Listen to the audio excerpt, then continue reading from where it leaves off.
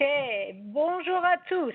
C'est Catherine Severo ici à GMS avec Émilie, Nian et Lisbeth. Et nous allons parler pendant 60 à 70 minutes de cette enquête auprès des pays qui ont adopté les tableaux de bord. On va parler de comment vous allez réaliser l'enquête sur le terrain et on va passer en revue les différents questionnaires qu'on vous a envoyés. J'espère que vous avez tous reçu le paquet de documents que Nian vous a envoyé hier soir, qui devrait comporter les différents questionnaires, une guide de l'entretien, un exemplaire de tableau de bord et aussi un fichier Excel avec la liste de subventions et leur code Fonds mondial officiel qui vous permettrait de pré-remplir une certaine partie des questionnaires. Donc, je vais d'abord demander à Émilie de nous expliquer comment faire fonctionner, comment ça va marcher pour cette conférence. Ok, bonjour à tous. Vous allez voir que tous vos micros sont éteints automatiquement et on vous demande de garder les micros éteints pendant toute la présentation. À la fin, nous aurons 30 minutes pour vos questions. Si vous voulez demander une question à la fin, après la présentation, vous pouvez allumer le micro pour parler.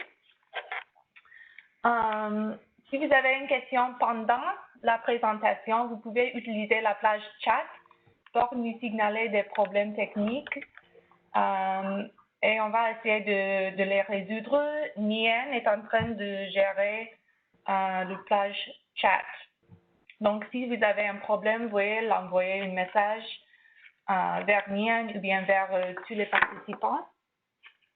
Et après la séance, nous allons vous envoyer par courriel le lien à l'enregistrement de la présentation. Donc, si vous avez oublié quelque chose, vous pouvez toujours le regarder. Alors, merci. Ok, allons-y.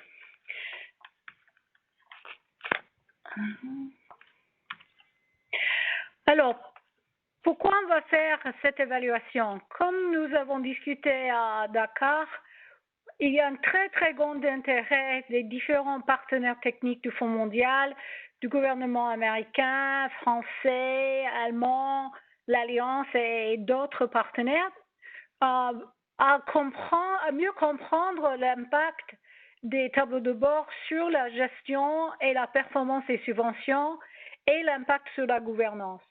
Et cet intérêt n'est pas un intérêt théorique. Ça va avoir un effet sur la prise de décision stratégique, sur l'investissement futur dans cette activité de tableau de bord.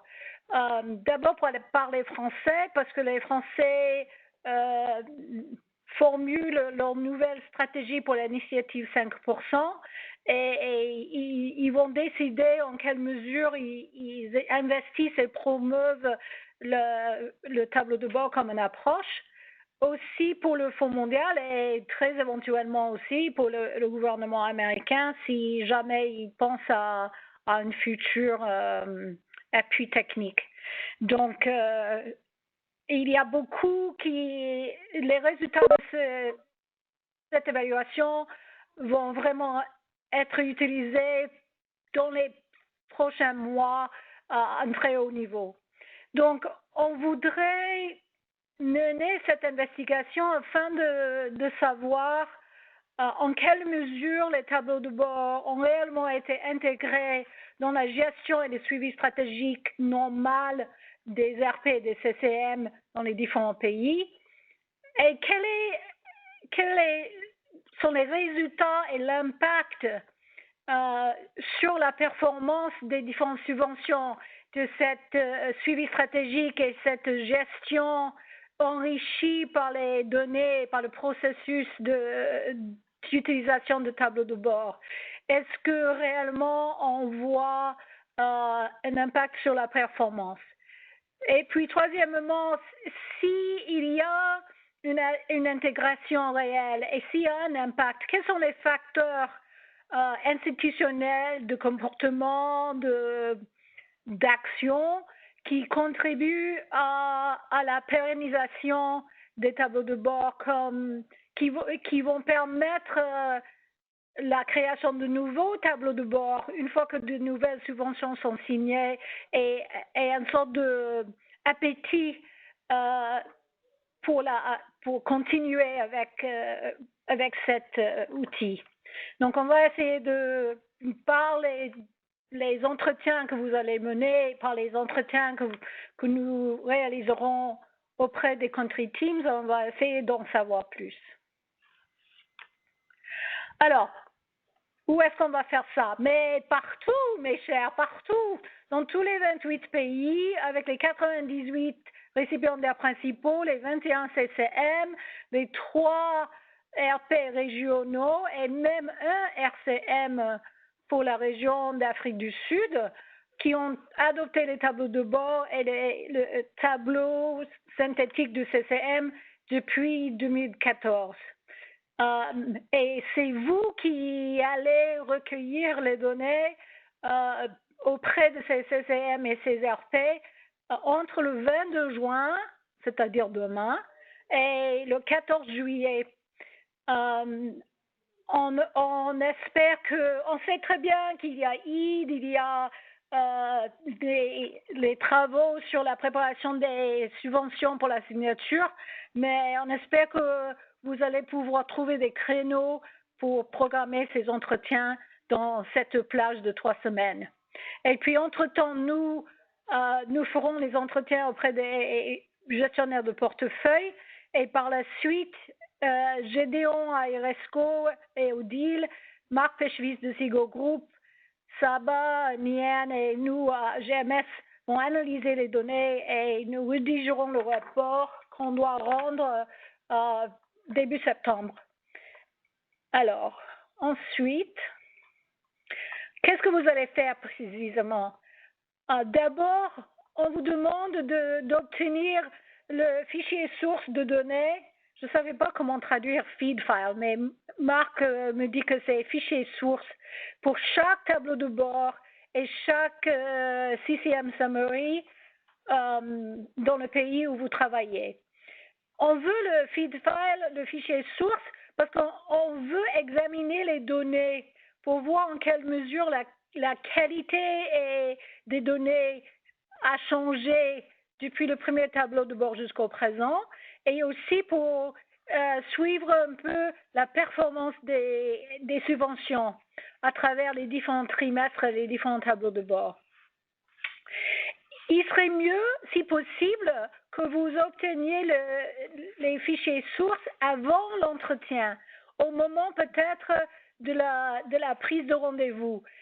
Et comme ça, vous pourrez vous-même regarder les données et avoir une petite idée vous-même de l'évolution de l'utilisation de tableau de bord avant que vous alliez à l'entretien.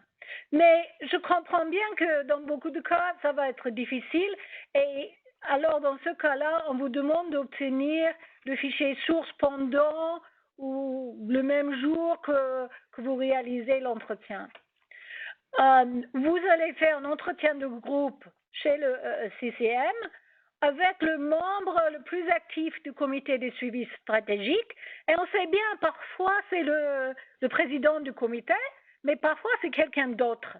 Ça peut être un autre membre du CCM, ça peut être le vice-président du comité, mais essayez de trouver le membre le plus actif de ce comité qui a vu le plus de tableaux de bord.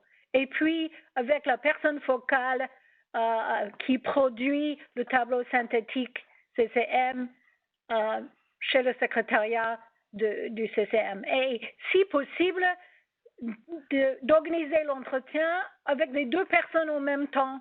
Et comme ça, ils auront un dialogue entre eux. Ils vont s'appuyer pour se rappeler comment ça s'est passé avec les tableaux de bord, avec le tableau synthétique, mais aussi ça prendrait moins de temps. Et de la même façon, avec chaque récipiendaire principal, vous entretiendrez ensemble le responsable chef de la subvention et la personne focale, le point focal du tableau de bord, si possible. Maintenant, si vous avez un récipiendaire principal qui gère 2 ou 3 même subventions en même temps, il va falloir remplir un questionnaire pour chaque subvention.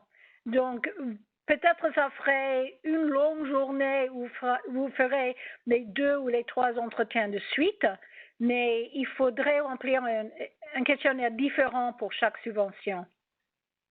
Bien sûr, les premières questions d'identification sont les mêmes, tout comme peut-être les réponses à certaines questions sur les relations entre le RP et le CCM, mais il faut quand même essayer de traiter chaque subvention séparément. Il y a 2 situations, on sait très bien. Il y a les pays où l'introduction des tableaux de bord est en train de finir maintenant, où la phase active des interventions par les équipes GMS ou autres s'est terminée depuis moins de 3 mois. Et dans ce cas-là, vous allez réaliser l'entretien avec la version courte du questionnaire récipiendaire principal. Et cet entretien sera plutôt prospectif.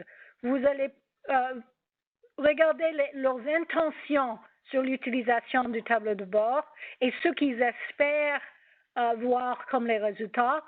Mais cet entretien prendra probablement entre 1 heure et 90 minutes parce qu'il y a moins de questions. Mais pour les autres pays qui utilisent les tableaux de bord depuis plus qu'un trimestre, depuis la fin de la phase active de l'appui technique, vous allez utiliser la version complète, la version longue de chaque questionnaire, et ça va prendre plus de temps, bien sûr, probablement entre 90 minutes et 2 heures par subvention chez le récipiendaire principal, et la même 60 à 90 minutes pour chaque CCM.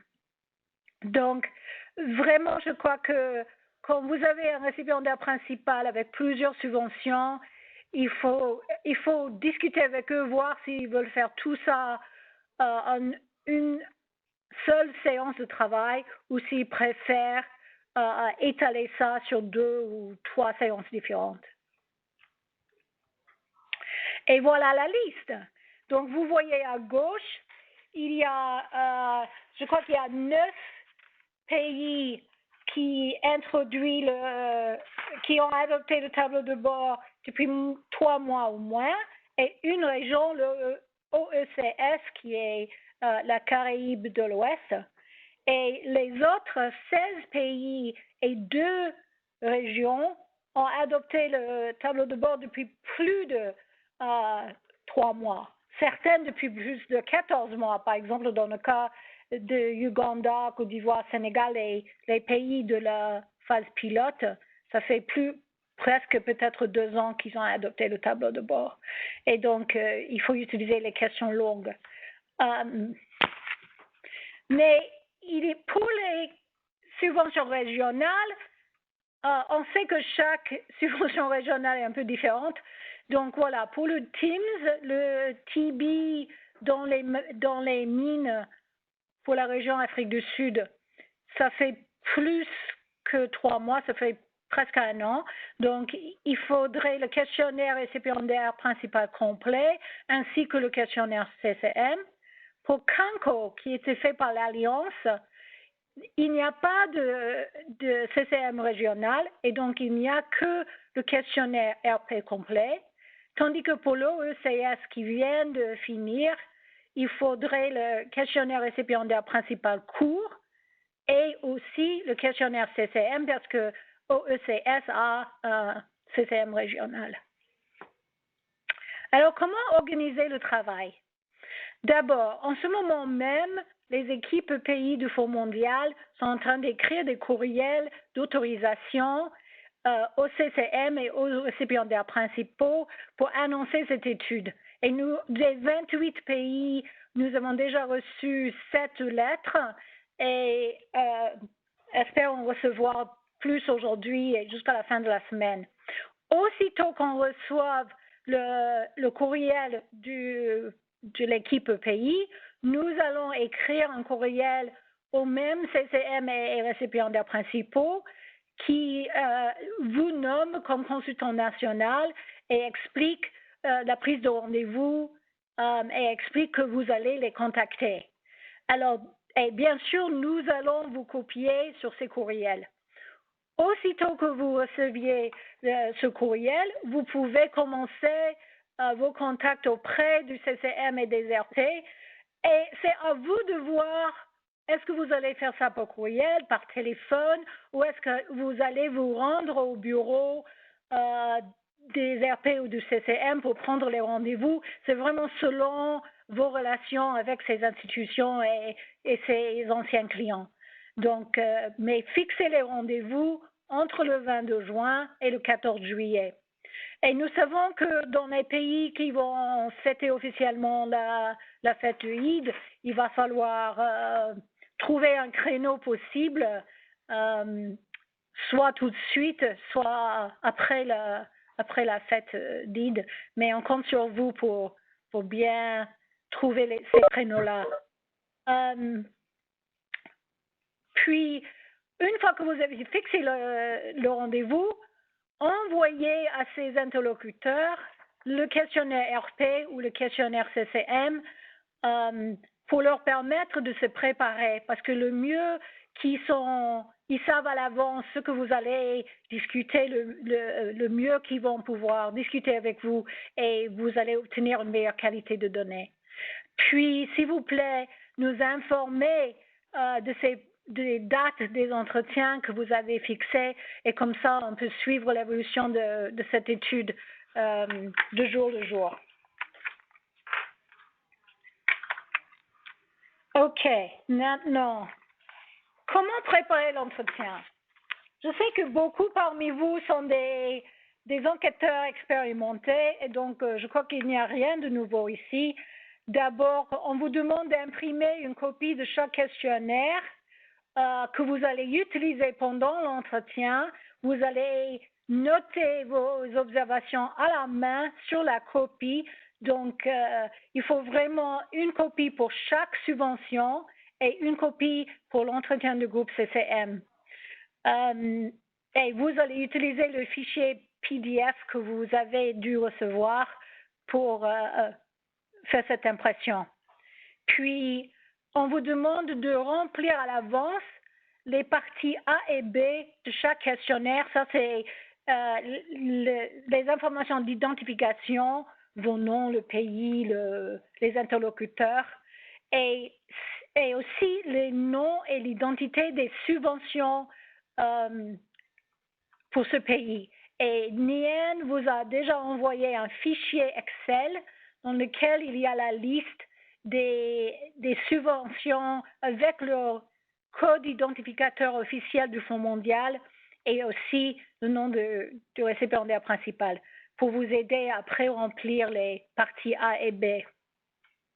Mais surtout, le plus important, nous savons tous qui ont beaucoup fait les enquêtes, c'est de répéter, de lire à haute voix les questionnaires, de noter comment vous allez expliquer la transition de telle partie à telle partie, de prévoir les questions filtres et vous préparer à passer selon les réponses aux questions filtres à la bonne section ou à la bonne question selon la réponse oui ou non des questions filtres. Et le mieux que vous pouvez vous préparer à manipuler le questionnaire, le plus facile et le mieux, ça se passera lors de l'entretien lui-même. Et puis, vous allez donc commencer avec une explication, le pourquoi du comment, et surtout insister qu'on le remercie beaucoup pour participer à cette étude de grande envergure et que aussi, on espère que ça va être intéressant pour eux. Puis, si vous n'avez pas encore obtenu le fichier source pour les tableaux de bord, essayez de l'obtenir. Puis, ensuite, revoir avec eux les parties A et B que vous avez pré-remplies, juste pour être sûr que vous avez les noms corrects, les informations correctes d'identification. Mais ensuite, passer au cœur des questions. Et ce qu'on vous propose, c'est que vous remplissez à la main sur le copie du questionnaire. Si vous voulez prendre des notes sur les narratifs, sur les anecdotes, des phrases vraiment révélateurs qu'ils utilisent, notez tout ça sur le papier et encouragez que ce soit un dialogue, que ce soit une vraie discussion. C'est pas un examen qui doit passer en disant oui ou non à chaque question. On veut vraiment que vous ayez une discussion riche qui fera ressortir des informations qu'on a ou des choix qu'on n'a pas pensé en faisant les listes pour les questions multiples. Donc, remercier et à la fin et leur expliquer que le rapport sera terminé au mois de septembre et ils le recevront par courriel fin septembre. OK, comment obtenir les fichiers sources? Donc, on a pensé à 4 manières. D'abord, qui vous l'envoie par courriel et ensuite vous le retransmettrez ce courriel à Saba et Nian et Emily ou à Saba, à moi. Ensuite, peut-être ils peuvent le mettre dans un Dropbox ou dans un espace Google ou un autre espace sur la nuage qui stocke des fichiers et ils vous enverront le lien. Certains ont même les tableaux de bord sur un site, mais je crois qu'ils n'ont pas de fichier source visible. Mais donc, s'ils veulent utiliser le Dropbox ou autre chose, pourquoi pas? S'ils peuvent vous envoyer le lien et nous l'enverrons par la suite. Mais le pire, mais c'est toujours possible, c'est de le mettre sur une clé USB. Mais attention au virus, on a tous eu, on sait comment ça marche. Mais s'il n'y a que ça, allez-y et après faire un antivirus. OK. Maintenant, on va regarder les questionnaires. Pour le récipiendaire principal, il y a 2 versions. Il y a la version complète et la version courte. La partie A, B, C et D sont plus ou moins les mêmes pour les 2 versions. Mais pour le questionnaire complet, il y a aussi la partie E sur l'utilisation des données. Et ça, c'est une partie assez longue parce que ça inclut les relations avec le comité de suivi stratégique du CCM et avec le CCM en version complète. Et aussi, s'ils ont arrêté une partie F pour saisir les raisons pour lesquelles ils ont arrêté de produire le tableau de bord, y compris que simplement la subvention est terminée. Donc, selon la liste que vous avez déjà vue, vous savez déjà si vous allez utiliser la version tronquée ou la version complète. Mais pour le CCM, c'est un peu plus compliqué. Pour les questions CCM, tous les CCM, vous allez remplir la partie A, B et C. C'est la partie C où vous allez poser les questions sur l'organisation du suivi stratégique par le CCM. Et après, on revient aux questions filtres dans les questionnaires CCM, parce qu'il y a vraiment, en réalité, 4 situations. Il y a les CCM où on n'a jamais introduit et ils n'ont jamais adopté le tableau synthétique de CCM. Et je pense par exemple à Congo-Brazza, c'est un pays comme ça. Il y a des CCM où ils ont adopté le tableau de bord synthétique, mais ils ont arrêté. Et on veut savoir pourquoi. Puis, il y a les pays où le CCM a bien voulu continuer, mais c'est les RP qui ont arrêté de produire le tableau de bord. Et bien sûr, il faut savoir pourquoi. Et puis finalement, il y a les pays où ils continuent et avec les tableaux de bord et avec le tableau synthétique. Et bien sûr, leur version du questionnaire est le plus longue. Et on va vous montrer tout de suite comment les maquettes du questionnaire et vous verrez comment marchent les questions filtres. Mais d'abord, on va regarder les questionnaires avec les liens, en commençant avec le questionnaire récipiendaire principal. Alors, ça, c'est des liens vifs qui mènent aux versions SurveyMonkey. Et qu'est-ce que c'est joli et ça ressemble à un document GMS. OK. Donc, cette questionnaire est trop longue pour passer toutes les questions, donc on va focaliser l'attention sur certains types de questions. On a d'abord des plages de texte, comme la question numéro 1, où on doit remplir un nom et on vous demande de mettre le prénom et puis le nom de famille de la personne. Puis, on a plusieurs questions qui demandent des dates. Bon, la date de l'entretien, vous savez, le jour, ça sera, je ne sais pas, le 1er juillet. Mais si jamais, par exemple, si on dit quelle était la date de la fin de l'assistance technique et ils ont, mais c'était le mois de juin 2016, mettez simplement 01 pour le jour et après, le bon mois et la bonne année. Puis, on a des questions de choix multiples, comme le numéro 5, où il n'y a qu'un choix possible. Et vous verrez qu'il y a des petits ronds. Et on coche un des ronds qui correspond à la bonne réponse. Par contre, la question numéro 6 et 7, comme beaucoup de questions, on peut avoir plusieurs réponses. Et là, au lieu des cercles, on a des petits carrés. Et on coche autant de cases qu'il y ait de bonnes réponses nécessaires pour votre interlocuteur. Puis, on va aller à la question 17, qui pour les récipiendaires principaux est une question filtre.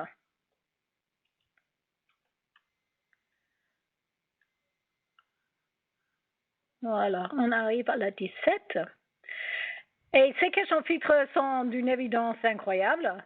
Des tableaux de bord ont-ils été produits après la phase active de l'assistance technique? Oui ou non? Et la phase active veut dire la dernière visite de l'équipe des consultants. Et si la réponse est oui, on continue. Et si la réponse est non, on passe directement à la section F. Si vous vous rappelez, la section F est où on demande « et pourquoi vous n'avez pas produit ?» blablabla. Donc, oui ou non, et vous allez passer ou non à la question F. Si c'est oui, vous posez la question 18 et ça demande « est-ce qu'ils sont encore produits à ce jour ?» Et puis, si c'est oui, on demande la date de la dernière production. Mais si la réponse à la question 18 est non, on continue parce qu'on veut savoir qu'est-ce qui s'est passé avec les tableaux de bord jusqu'à ce qu'ils arrêtent. Mais après, on complète aussi la partie F pour comprendre pourquoi ils ont arrêté tout récemment. Si la réponse du 18 est oui et la date est très récente, vous remplissez, par exemple, tout va bien, il continue à produire des tableaux de bord. et vous remplissez tout le questionnaire C, D, E, mais vous ignorez la partie F parce qu'ils n'ont pas arrêté, ils ont continué, donc vous n'avez pas besoin de la partie F. Ça, c'est des questions filtres dans le questionnaire récipiendaire principal, mais il y a trois autres questions qui sont difficiles, donc on voudrait vous les montrer. Le premier, c'est la question 24. Et ça, c'est où il y a une échelle de réponse. La question 24, quel est le niveau... bon, ça, c'est une traduction un peu étrange. En quelle mesure est-ce que les données que vous recevez sont complètes ou pas complètes? Ou 1 est toujours très incomplète et 5 est toujours très complète. Et donc, vous allez prendre les différents types d'informations sur le tableau de bord, chaque partie par partie. Donc, d'abord, vous voulez savoir quel est le niveau de qualité et en quelle mesure les données financières sont complètes. Après, les données programmatiques. En troisième lieu, les données gaz. En quatrième lieu, les données gestion. Et après, la conformité.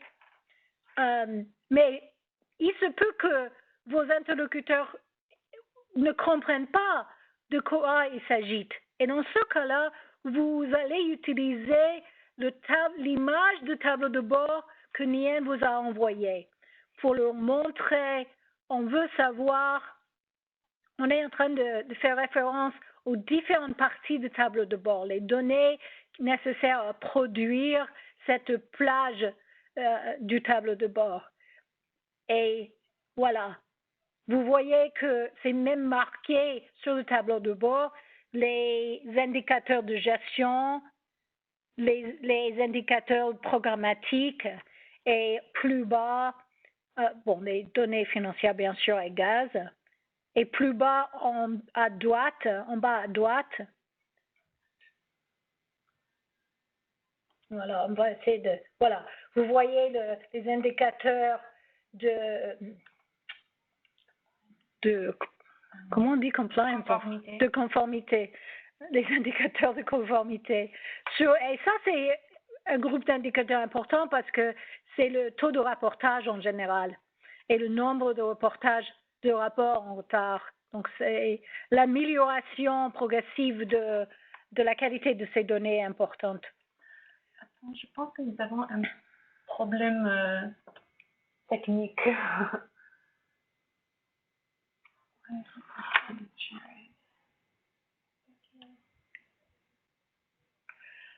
Je ne sais pas si Émilie est en train de voir si vous voyez bien l'écran. Oui, nous avons juste eu un problème. Ok, voilà. Ok, est-ce qu'on peut retourner au questionnaire, s'il vous plaît? Ok, donc ça c'est la question 24 qui nécessite qui réfléchissent à la qualité et l'exhaustivité des données pour chaque partie du tableau de bord. Et puis le 25, s'ils ont des problèmes avec à obtenir les données, on veut qu'ils réfléchissent sur pourquoi. Et là, essayez de leur poser la question comme ça, de façon neutre, pour que eux ils trouvent les raisons ou ils vous expliquent les problèmes qu'ils ont eu à obtenir les données. C'est seulement s'ils vous disent vraiment je ne sais pas comment expliquer le problème que vous pouvez leur proposer. Est-ce que c'était peut-être que les RP ne vous ont pas envoyé les données ou est-ce que c'était que il y avait un retard dans les systèmes nationaux à produire les données de ce trimestre ou quelque chose comme ça. Mais essayez d'abord de poser une question ouverte pour que ce soit eux qui définissent les réponses et pas vous. Alors, on va aussi vous montrer la question 50, parce que ça aussi utilise un format un peu différent. Je crois que c'est quand même des choses que vous aurez vues dans d'autres questionnaires, mais voilà. Donc, le 50 est une question qui utilise des ascenseurs, des fenêtres menus. Et si on ouvre, on voit que les réponses possibles sont oui, non ou ne sais pas. Et dans la colonne 2 et la colonne 3, les choix possibles sont oui, non, ne sais pas et non applicable. Alors, bien sûr, si le choix dans la colonne 1 est non, après, le choix est non applicable et non applicable. Mais quelle est cette question? On veut savoir comment ils ont...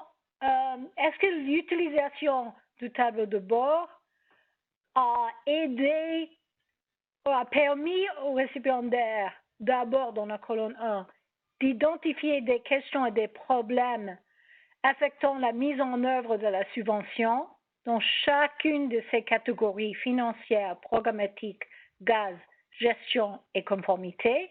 D'abord, est-ce qu'ils ont pu identifier des questions et des problèmes, oui ou non? Ensuite, est-ce qu'ils ont pu prendre des actions correctrices ou est-ce qu'ils ont pris des décisions pour réorganiser ou une autre décision de gestion afin de résoudre les problèmes? Et troisièmement, est-ce que des améliorations ont pu être réalisées grâce à ces décisions ou à ces actions correctrices? Et on propose que la meilleure manière de poser cette question est de le faire ligne par ligne. Donc d'abord, vous pouvez dire, est-ce que l'utilisation du tableau de bord vous a aidé pour la gestion financière? Est-ce que ça vous a permis d'identifier des problèmes financiers? Oui ou non? Si c'est oui, est-ce que ça vous a permis de prendre des actions, des décisions correctrices? Et est-ce qu'un résultat a été obtenu, a été observé grâce à ces décisions ou ces actions? Une fois que vous avez rempli cette ligne, ensuite, maintenant, on va parler de l'utilisation du tableau de bord dans ses aspects programmatiques. Les données programmatiques du tableau de bord, est-ce que ça vous a permis d'identifier des problèmes de mise en œuvre? Et comme ça, vous allez ligne par ligne identifier, prendre une action, observer un résultat. Et si c'est quelque chose d'autre, vous avez cette plage texte en bas où vous pouvez remplir quelque chose d'autre. Je ne sais pas, quelque chose de dramatique comme on a décidé de changer de récipiendaire principal ou autre chose comme ça. Vraiment dramatique. Et la question, alors, 51 est une autre version, c'est une sorte de version de synthèse.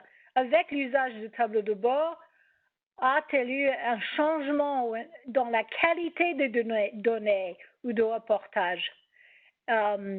Et on donne des choix de ça s'est aggravé même, c'est encore pire qu'avant, jusqu'à oui, vraiment, il y a beaucoup d'améliorations dans la qualité des données, ou pire encore, ne sais pas. Je crois que ça, c'est la réponse la moins satisfaisante. Mais s'ils ont remarqué un changement, est-ce qu'ils peuvent l'expliquer? Peut-être c'est au niveau des sous-récipiendaires, peut-être c'est à leur propre niveau, ou une autre réponse encore. Et donc, le 52, le 53 va plus loin dans cette discussion des données. Mais on va passer maintenant au questionnaire du CCM. Le questionnaire tronqué pour les RP est plus ou moins le même, mais il a moins de questions. Mais ici, pour le CCM, il faudrait qu'on regarde ensemble les questions filtres, parce que ça, il faut vraiment manipuler correctement pour avoir le bon questionnaire, pour ainsi dire. Alors, toutes les CCM, quel que soit le pays, tronqué, long, court, grand, petit, que ce soit l'Inde ou Libéria, vous allez remplir la partie A, B et C du questionnaire CCM. Ce n'est qu'en arrivant à la question 30 que les questions filtres commencent. Et il y a 4 questions filtres. Donc le premier est le 30. Un tableau synthétique de CCM a-t-il été introduit et installé au CCM? Oui ou non? Si c'est oui, vous passez à la question 31. Si c'est non, vous passez à la section D. Et en réalité, la section D comporte une seule question et après vous arrêtez. Mais si c'est oui, on va à la question suivante. Et voilà. Le tableau synthétique de CCM a-t-il été installé il y a plus ou moins de 3 mois? C'était installé il y a moins de 3 mois, c'est-à-dire c'est tout récent. À ce moment-là, vous les remerciez et dire mais merci. Maintenant, notre entretien s'arrête ici parce que vous avez déjà répondu aux questions sur le fonctionnement de votre comité de suivi stratégique. Et nous savons que c'est trop récent pour en savoir beaucoup plus sur l'utilisation du tableau synthétique. Mais si la réponse est oui, c'est installé il y a plus de 3 mois, on passe à la question 32, qui est une autre question filtre. Et la question 32, c'est le tableau synthétique de CCM est-il encore produit? Est-il toujours produit le trimestre dernier et prévoyez-vous qu'il soit produit ce trimestre-ci? Si la réponse est non, on passe à la section E. La section E comporte 6 questions qui sont autour de pourquoi ils ont arrêté et qu'est-ce qu'ils ont pensé qui leur ont poussé à arrêter. Mais s'ils utilisent encore, on va à la question 33, qui est aussi une question filtre. Le voilà. Au moins un tableau de bord du RP est-il encore produit actuellement? Parce que c'est possible que le CCM a bien aimé les tableaux de bord et les tableaux synthétiques, mais l'arrêt est à cause de l'arrêt de production de la part des récipiendaires principaux. Donc, la réponse oui veut dire qu'il y a au moins un récipiendaire principal qui produit encore son tableau de bord. S'il a encore au moins un récipiendaire principal qui produit un tableau de bord et qui le partage avec le CCM, vous passez à la section de questions G, qui est plus longue et qui discute de qu'est-ce qu'ils en font avec, encore plus sur la prise de décision et l'intervention sur les actions. Mais s'il n'y a aucun récipiendaire principal qui produit son tableau de bord, ils ont tous arrêté, vous passez de nouveau à la section F pour essayer de comprendre pourquoi.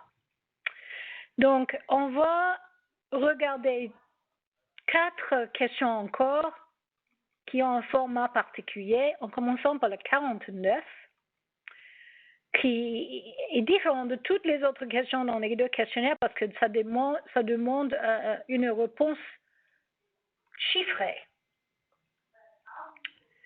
Alors, le 49. Et c'est autour du calendrier de production du tableau synthétique de CCM. On veut savoir quels sont les délais pour la production du tableau synthétique. Alors, est-ce qu'ils expriment ça en nombre de jours après la fin du trimestre ou de semestre? Ça peut être 15 jours, 45 jours, quelque chose comme ça. Et vous saisisserez simplement le chiffre. ou est-ce qu'ils expriment par rapport à un délai autour de la réunion du comité de suivi stratégique? C'est comme 5 jours avant, 2 jours avant, quelque chose comme ça. Et là encore, vous saisissez le chiffre. Mais si ils produisent le tableau synthétique le même jour que la réunion du suivi stratégique, vous mettez 0. Parce que ça nous dirait que c'est le même jour. Et ça veut dire que le tableau synthétique n'a pas circulé dans les jours avant. Les membres du comité de suivi stratégique n'ont pas pu le réfléchir, consulter, analyser avant de venir à la réunion. Et vous mettrez 0. Et s'il y a une autre situation comme c'est très irrégulier ou ça dépend ou je ne sais pas quoi, vous tapez la réponse en mots, comme Emily taperait irrégulier, comme ça. Donc, 3 possibilités chiffrées et une plage narrative. Puis, on va aller à la question 51. Voilà. Alors, voilà une longue liste. Et ça, c'est une plage de réponses où vous allez poser la question et encourager les interlocuteurs de vraiment parler de pourquoi ils ont arrêté d'utiliser le tableau synthétique. Et essayez encouragez-les de parler. Et probablement le plus simple, c'est de prendre des notes dans la partie blanche à droite et après revenir dessus et cocher les réponses. Parce que c'est très difficile de bien entendre et prendre des notes et trouver les réponses et cocher au même temps. Parfois, ça vous coince en tant qu'enquêteur. C'est seulement si encore ils disent « Ah, je ne sais vraiment pas décrire pourquoi on a arrêté », que vous pouvez leur proposer différentes sortes de réponses, mais essayez d'être un peu vague, comme est-ce que c'était un problème avec le RP, est-ce que c'était un problème avec les applications, est-ce que c'était un problème avec le personnel, c'était quel type de problème, pour essayer que c'est eux qui définissent le problème, parce que c'est trop facile de juste leur dire des choix et puis ils disent ah oui, c'était ça, on veut essayer que c'est eux qui fournissent l'information. OK. Puis, c'est un peu la même chose avec la question 57 et 60. On a pensé à pas mal d'options, de comportements ou d'actions. D'abord, pour le comité de suivi stratégique, c'est la question 57, et pour le CCM complet, qui est la question 60. Donc, on a proposé ces différentes actions dans cette grille bicolore, mais il faut la prendre de la même manière, ligne par ligne, et poser la situation. Est-ce que le comité de suivi stratégique examine les problèmes relevés dans les tableaux de bord? Oui, non, ne sait pas. Ensuite, est-ce que le comité de suivi stratégique pose des questions aux récipiendaires principaux? Est-ce qu'il discute du contenu avec les récipiendaires principaux? Oui, non, ne sait pas. Passez un par un, parce que c'est dans une ordre logique d'analyse à la recherche d'options et de solutions, des recommandations et d'actions du comité de suivi stratégique pour aider le RP à résoudre les problèmes. Et vous allez voir, on verra en quelle mesure le comité de suivi stratégique va jusqu'au bout de l'utilisation de ces données, y compris cette possibilité qui compare les tableaux de bord des différents récipiendaires principaux, soit qu'ils soient pour la même maladie, donc des RP à double voie, ou entre différentes maladies, juste pour voir est-ce qu'il y a un RP qui est plus efficace que l'autre. Et puis, est-ce qu'ils font le suivi des recommandations intérieures avec les RP? De la même manière, la question 60 pose des questions sur l'Assemblée générale du CCM. Est-ce qu'il valide les recommandations faites par le comité de suivi stratégique? Est-ce qu'il mobilise de l'appui technique pour aider les RP à résoudre un problème qui dépasse l'autorité des RP?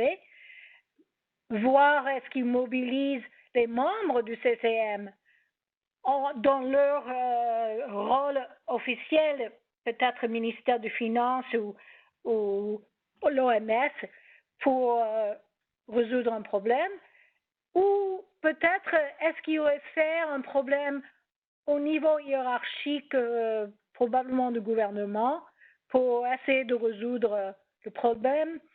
Par exemple, s'il y a un problème avec le financement ou les exonérations d'impôts ou même la comptabilité ou l'audit qui aura un effet néfaste sur plusieurs subventions. Donc, cette référence à des autorités au-delà du CCM. Et finalement, est-ce qu'ils prennent jamais des décisions eux-mêmes qui ont un effet sur plusieurs subventions? Par exemple, ils décident qu'il y a trop d'RP ou il n'y a pas assez d'RP ou trop de sous-récipiendaires ou pas assez, ou ils prennent une décision sur la contribution financière du pays pour un accompagnement du financement du Fonds mondial. Donc, les grandes décisions au niveau du CCM, c'est la question 60. Donc, voilà, ça c'est un survol des différents types de questions dans les questionnaires RP et CCM, mais je vous supplie vraiment de lire et relire ces questionnaires en prévoyant de les administrer lors de vos entretiens.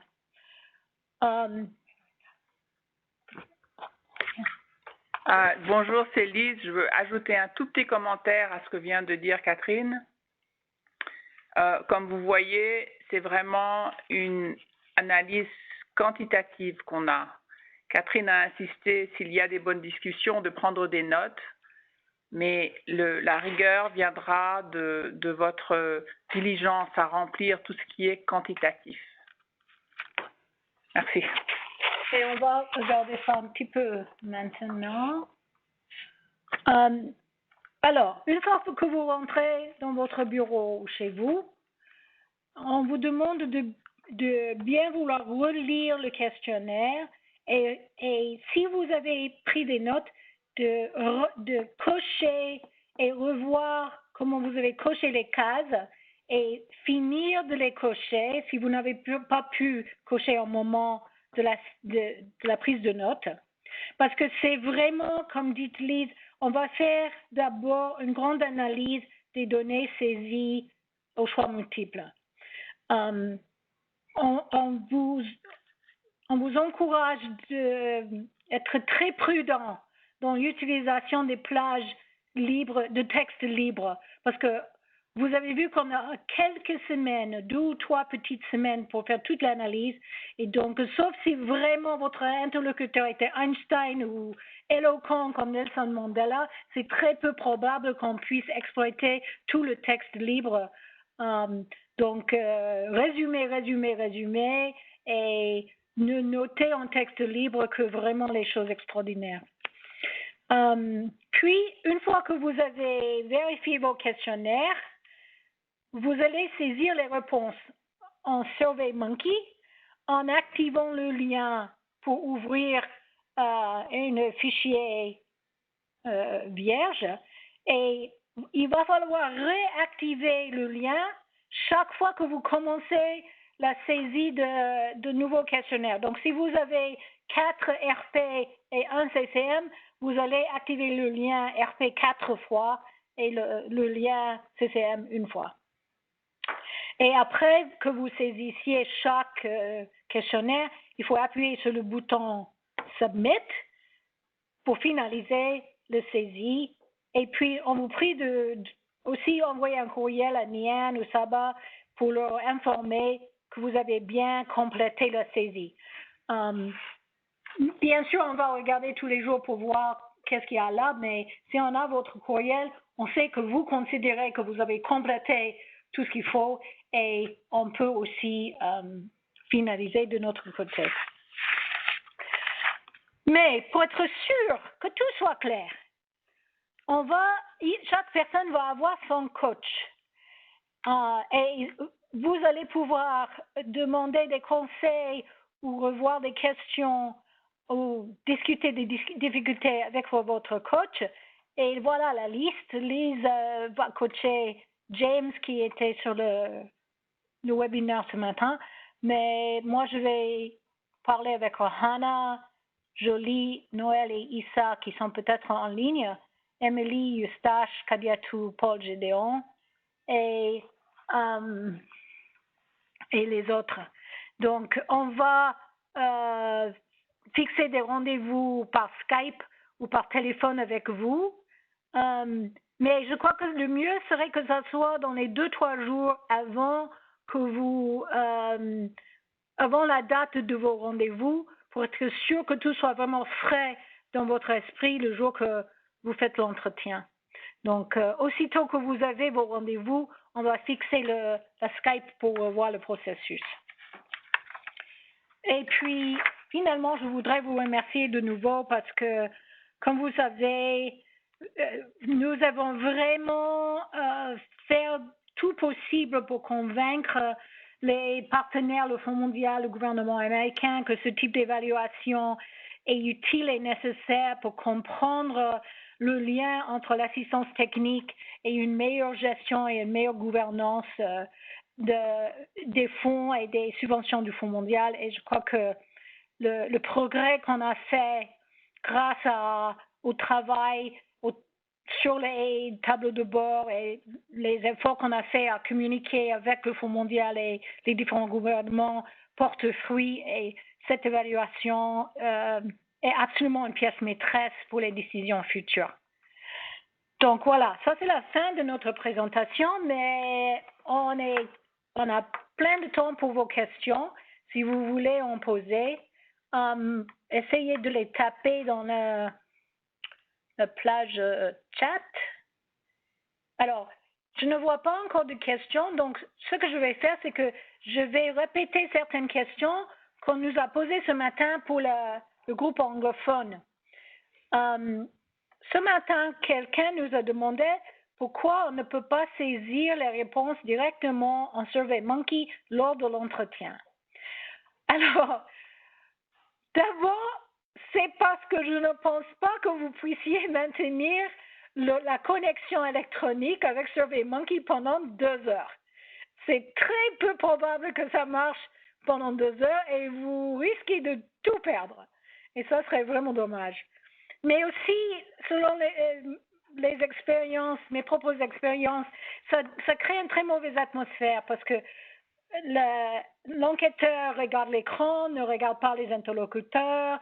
Ça devient plutôt comme un examen plutôt qu'une discussion. Et je crois que vous aurez une meilleure qualité de réponse si vous notez à la main. Tout le monde est à l'aise avec ça. Une autre question qu'on nous a posée ce matin était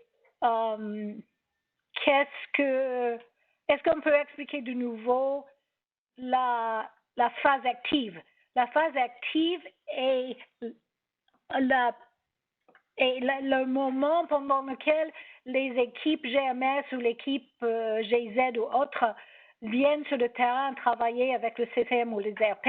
Donc, la fin de la phase active, c'est le dernier jour de la dernière visite de la grande équipe.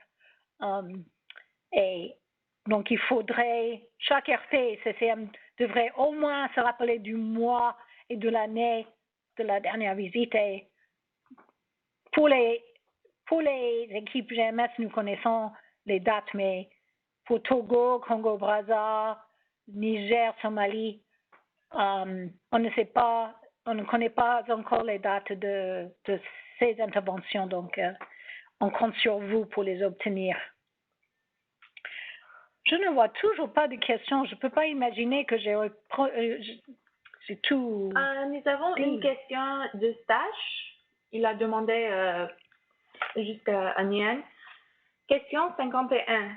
Si la réponse de la première question sur l'identification du problème est oui, doit-on demander quel problème a été identifié?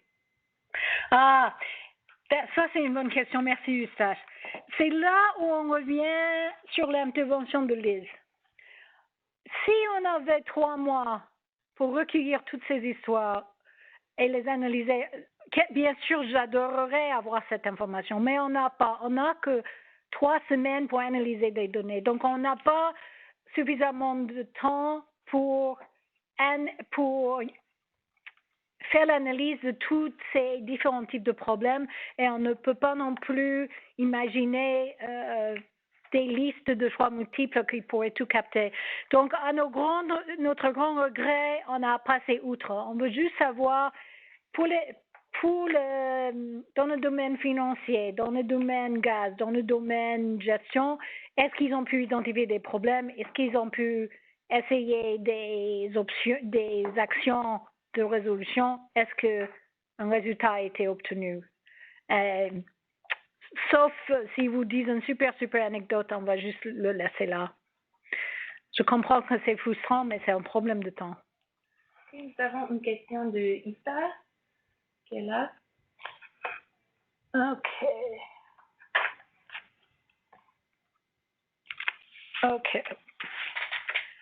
Est-ce que vous pouvez lire la question? Oui. Alors, la question de Issa, il dit, concernant la classification des pays, les 3 mois avant ou après commencement, juste à la fin de la dernière visite. Concernant la...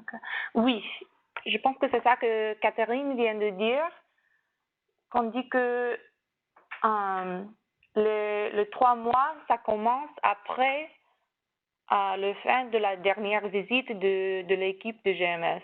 Oui, donc par exemple, aujourd'hui, on est le 21 juin, mai, avril, mars. Donc, si la dernière visite s'est terminée avant le 21 mars, c'est la version longue du questionnaire. Si c'était après le 21 mars ou depuis, c'est la version courte du questionnaire. Vous voyez? Et une question qui vient de Stache. Pour les entretiens de groupe, si malheureusement on doit interviewer nos interlocuteurs séparément, je comprends qu'on doit en faire la synthèse avant la saisie dans SurveyMonkey. Oui, c'est exactement ça. On ne veut qu'un questionnaire par RP et par CCM. Donc, si vous faites 2 entretiens, vous ferez la synthèse. Et si par hasard, vos 2 interlocuteurs vous donnent des réponses complètement différentes, peut-être avertissez votre coach et on en discutera cas par cas. Okay. Nous avons une question de suivi qui vient de Issa. Il dit que le Togo est dans la liste des pays qui vont utiliser le questionnaire complet alors que la visite a fini en mai 2017. Ah, OK. Mais dans ce cas-là, on va le basculer sur la liste courte. Merci beaucoup. Vous voyez, le Togo n'était pas un pays d'intervention GMS et on ne savait pas. Donc, Togo passe sur la liste courte. Et je crois que le Congo-Brazza est déjà sur la liste courte. La Somalie, on sait que c'est la version longue. Et le Kanko, you're sure? Non, on ne sait pas. Il va falloir qu'on vérifie pour le Kanko aussi. Merci beaucoup pour ça. OK? Il n'y a pas d'autres questions? De toute manière, si vous trouvez d'autres questions, et vous allez sûrement en trouver, vous avez votre coach, vous pouvez dialoguer avec le coach ou avec Saba ou avec Nian par Skype ou par courriel. Donc, comme je vous ai dit, on va commencer aujourd'hui à envoyer les lettres au CCM et au SRP qui ont reçu un courriel de leur équipe pays. Et au fur et à mesure qu'on reçoive ces lettres, on envoie les nôtres et vous en serez parmi les... vous serez copiés sur ces courriels et vous saurez que vous pouvez lancer votre demande de rendez-vous. Une autre question de Sash. Avez-vous pré-testé les questionnaires? Y a-t-il des leçons apprises? Non, on n'a pas pré-testé les questionnaires sur le terrain. On a pré-testé les questions entre nous. On a fait, je crois que chaque questionnaire est passé par au moins 4 versions, y compris par des commentaires de Marc, de Iresco et différents groupes internes, mais on n'a pas eu le temps de les pré-tester sur le terrain, non. J'ai un petit ajout. Du point de vue francophonie, on a utilisé les termes qui sont dans nos manuels. Et je sais par exemple que le terme que Marc a donné pour le Data Master File n'est pas le même que celui qui est dans notre manuel. Mais je sais que si vous connaissez nos manuels, vous reconnaîtrez les termes. OK, nous voilà. Donc, on attend vos questions par courriel, vos dates, d'autres. De toute manière, c'est une activité de très grande priorité pour nous et on est toujours disponible pour régler les problèmes ou les questions que vous avez. Donc, je vous remercie beaucoup et à très bientôt. Oh, attends. Une autre question?